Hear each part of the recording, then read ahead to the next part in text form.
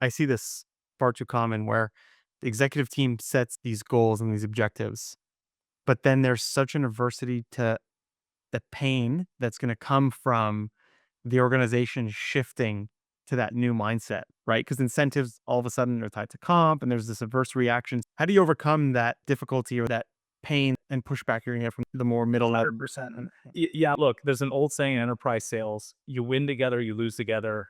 And to me, what that means is, look, I joined Snowflake about a year ago.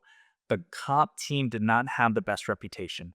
There wasn't a lot of credibility. There wasn't a lot of trust. And that's really not, not a common thing when I go into an organization and there's low trust across comp and sales. And so we had to understand like what happened, right? And why was there this disconnect?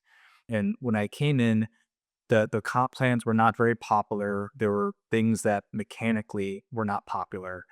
And I see the whole picture. On one side, you have the commission scene. There's a budget on our cost of sale we have to align with. There's also the direction that ELT wants to align with. And then there's like what the sales leaders want, right? And sellers, sales leaders, they want attainment, they want to make money, right? And so I said, look, we got to do a reset here. And I did a little bit of a listening tour. I spent time in London, Boston, San Mateo. I spoke to SE leaders, sales leaders at different levels, second, third, fourth line sales leaders and individual contributor reps. And I'm like, look, tell me everything. Just let me have it, right? I'm new. Tell me all the stuff that sucks about the comp plan. Just tell me. I won't be offended.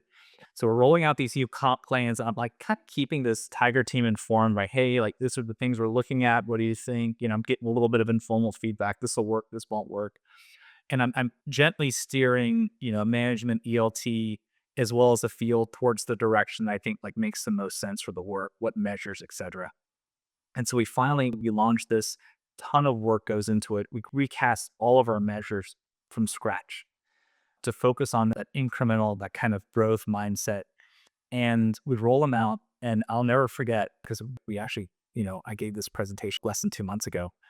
And we roll out the comp plans. And the very first slide, it's like a left to right slide. So on the left side, it's like, this is what we heard you say. This is what you guys had sucked about last year's comp plan. On the right side, here's how we're fixing it, right? So I played back all the concerns from sales leadership, everything people were screaming at me about. This is how we're fixing it, right? Are you going to like everything? No, right? The target, the number's number, right? But they felt heard, they felt listened to, they were part of the solution. And, if I had reached the same conclusion without them and just, there would have been zero trust, right? But the fact that I brought them in, I think that helped drive that credibility and drive that change management. To me, when people get nervous or people get stressed, some people like move very quickly. I'm the opposite.